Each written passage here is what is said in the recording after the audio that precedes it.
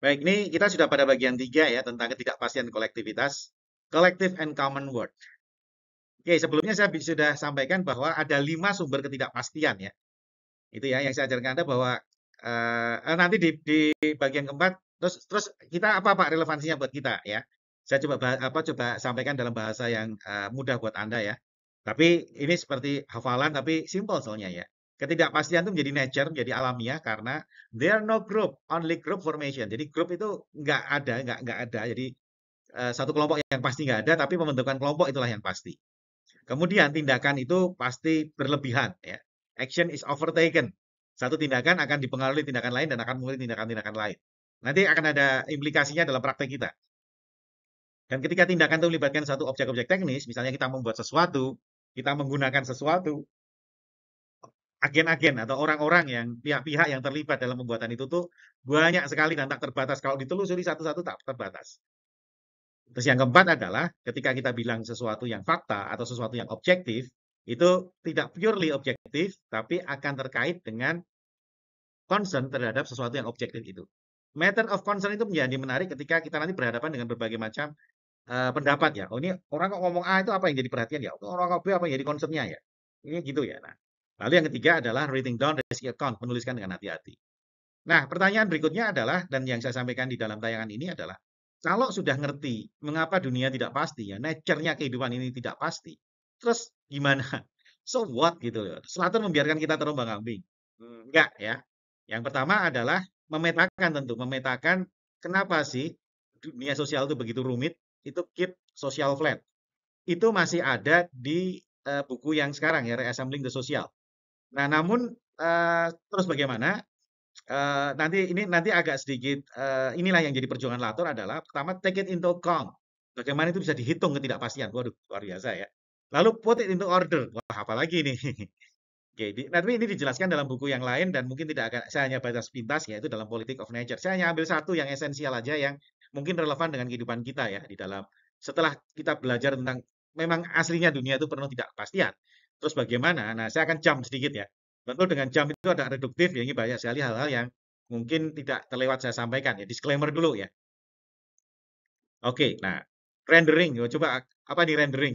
Kalau Anda menggambar ya, tapi maksudnya rendering ini menggambar peta ya, and tracing. Jadi peta kayak membuat peta itu adalah hampir mirip ketika Anda melakukan mahasiswa itu melakukan analisis tapak, inventarisasi tapak.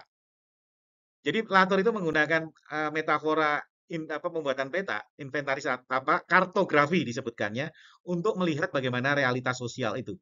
Jadi ketika sebetulnya ini adalah memindahkan cara berpikir teknis ke dalam cara berpikir sosial. Jadi ketika mahasiswa nanti menghadapi situasi yang rumit, gitu, terus bagaimana memetakan kerumitan itu, ingat Anda diajari inventarisasi tapak, ya. Keep the social flat. Bayangkan di dalam tapak itu konturnya kayak apa, ada pohon, ada batu, ya, ada tempat parkir, ada selokan, tapi semua Anda gambarkan dalam bentuk flat, dalam bentuk peta. Sehingga dosen Anda bisa mengecek, Anda bisa mendesain di situ. Ini satu analogi yang cukup pas ya buat mahasiswa arsitektur yang ada tugas menggambar peta. Karena nanti kalau Anda masuk ke dalam dunia sosial yang penuh tarik ulur, penuh kepentingan, misalnya dari Anda ada yang masuk partai politik, wah kayak sekarang Pak Ridwan Kamil nih harus lagi dicecer dengan luar biasa gitu loh. Maka saya kalau kerumitan kayak gitu saya hanya nasihatin dia, Mil ingat dulu pelajaran apa kamu bikin peta, petakan siapa musuhmu, petakan siapa teman politikmu saat ini gitu ya. Gitu ya. Jadi itu yang pertama kali ya.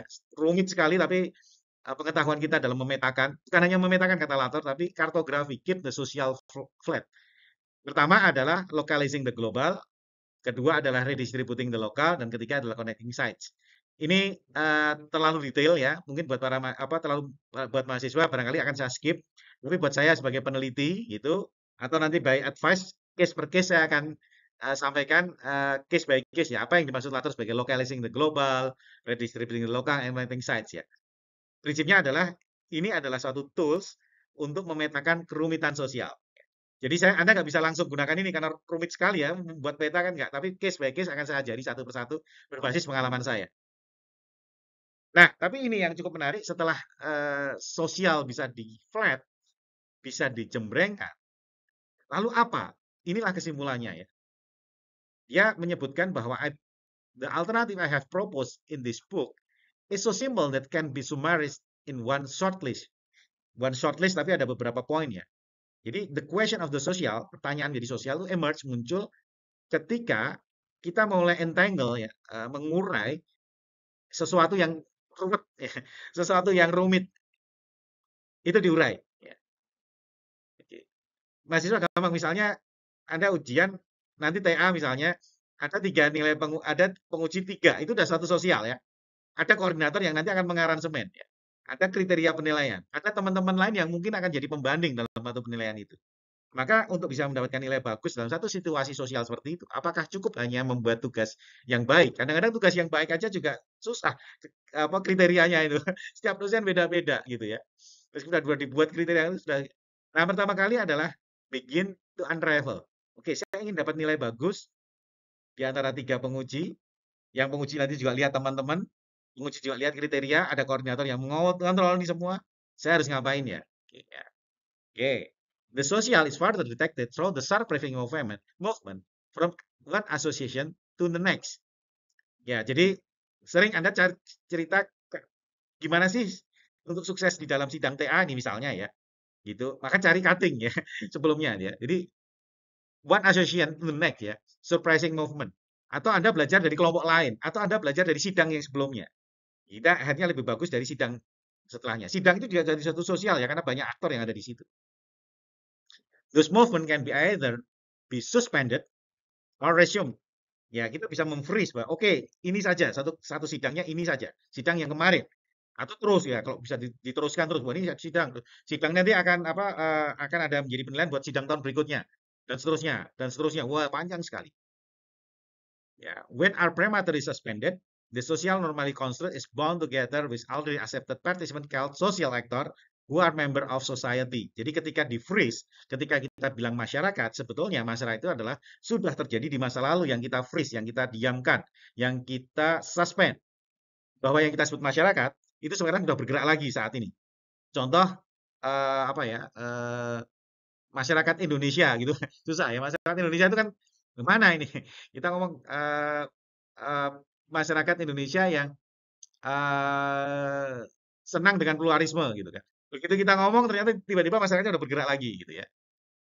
When the movement toward collection is resumed, it traces the social association from many non-social entities which might become participant later. Itu. Mari kita apa misalnya Indonesia tadi, mari kita amankan pemilihan umum misalnya. Kalau zaman saya dulu, mari kita sukseskan sidang umum. Mari kita amankan pemilihan umum. Begitu ngomong di sini sudah ada gerakan-gerakan lain. Sudah ada yang tiba-tiba mencopot jaket ke penguji apa pendukung satu yang lain. Tiba-tiba udah pindah gitu ya. Gitu. Jadi ketika kita ngomong satu sisi akan ada partisipan lain yang muncul gara-gara kita berbicara sesuatu. Nah, ini yang cukup menarik terakhir adalah if pursued systematically, jika kita melacak terus dengan sistematis, the striking akan end up jika perubahan-perubahan itu bisa kita lacak dengan pelan-pelan, terus, tapi bisa kita rasakan sebetulnya ya. Ini bisa kita rasakan ketika kita banyak berdebat dengan teman, wah bingung sana kerja tiba-tiba, loh kok mulai kelihatan ininya apa kesamaannya gitu ya. Kemarin ada mahasiswa saya adalah mencari titik temu. It's not so simple. Mencari titik temu itu satu perjalanan yang panjang. Dan kata-kata latar di sini adalah shared definition of a common word. Jadi berbagi definisi tentang dunia bersama. Ini ya, bahasa titiknya mencari titik temu, Pak. Ya kalau ketemu titiknya. Lah kalau ketemu titiknya banyak kayak ruang, nggak titik tapi bidang gitu ya. Dan di sini disebut sebagai kolektif. Ya. Jadi inilah yang cukup novelty dari Latour ya setelah dia berbicara cukup lama adalah masyarakat bagi Latour adalah sebuah kolektif. Kolektif itu something are collected, sesuatu yang terkumpul. Ya. Maka saya menggunakan bahasa Arab, bahasa yang saya kuasai adalah jamaah sebetulnya ya. Melihat sosial dari sebuah jamaah. Sholat berjamaah, berkumpul, habis jamaah selesai, habis sholat selesai, kumpulnya selesai. The common word-nya muncul ketika ada sholat ya. Hari Jumat, hari tempat berkumpul. Sholat dijamak, sholat dikumpulkan. Jadi ada saatnya ketika berkumpul lalu terpisah lagi. Nah, jadi kuncinya adalah ketika seseorang bisa terkumpul, ya, kolektif, maka akan ada shared common word. Barangkali sekejap, barangkali lebih lama. Nah, ini yang akan menjadikan ketika kita membangun relasi sosial menjadi saya pikir menjadi satu bermanfaat karena yang kita cari adalah shared common word. Gampangnya adalah coba kita singkirkan perbedaan, kita cari persamaan gitu ya. Itu. Ya kan gak gampang ya. Tekniknya adalah sampai kita bisa membagi dunia bersama. Kenapa ini penting ya? Coba sebelum Bruno Latour, dua pemikir ini adalah Gareth Hardin dan Eleanor Ostrom ya. Yang di kiri adalah Hardin, yang di kanan adalah Ostrom, udah bicara bahwa dunia kita menghadapi tragedy of commons ya.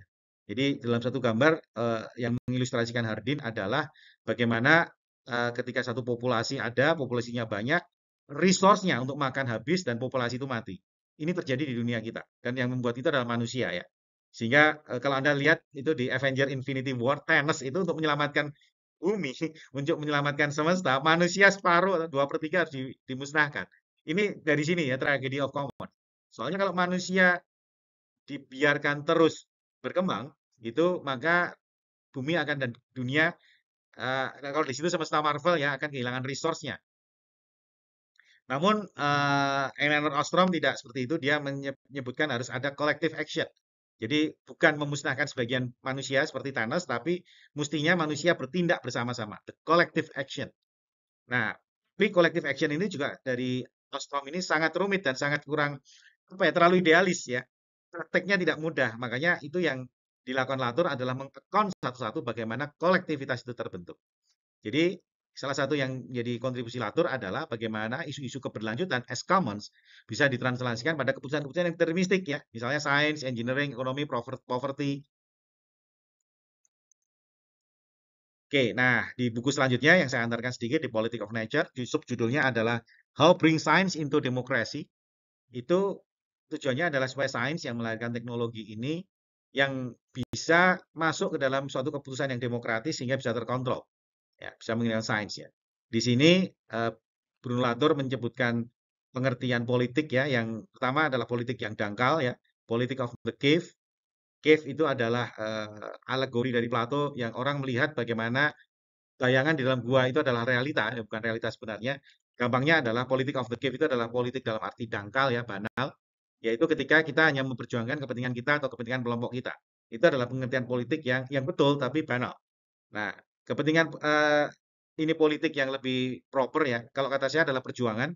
Suatu perjuangan yang lebih proper adalah progressive composition of the common world. Jadi mengkomposisikan secara progresif, secara cepat untuk menciptakan dunia bersama. Dunia itu bukan bumi ya, tetapi suatu pemahaman, sesuatu yang tempat hidup kita, world gitu ya, secara bersama-sama.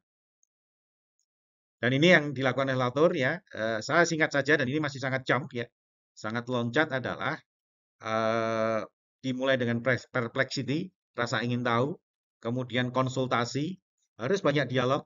Setelah banyak dialog, kemudian masuk ke ranking the order ya, masuk ke hierarki. Mana yang penting dan mana yang tidak. Begitu sudah mapan, akan dijadikan institusi. 1, 2, 3, 4. Nah, di sini Latour mempunyai suatu legacy yang an attempt to a compositionist manifesto. Jadi composition itu adalah legacy dari Bruno Latour. Jadi terus menghadapi dunia yang rumit kita mau ngapain? Satu kata kunci yang di berikan Bruno Latour ke kita adalah komposisi. Dan ini sebetulnya nanti akan nyambung dengan design thinking ya.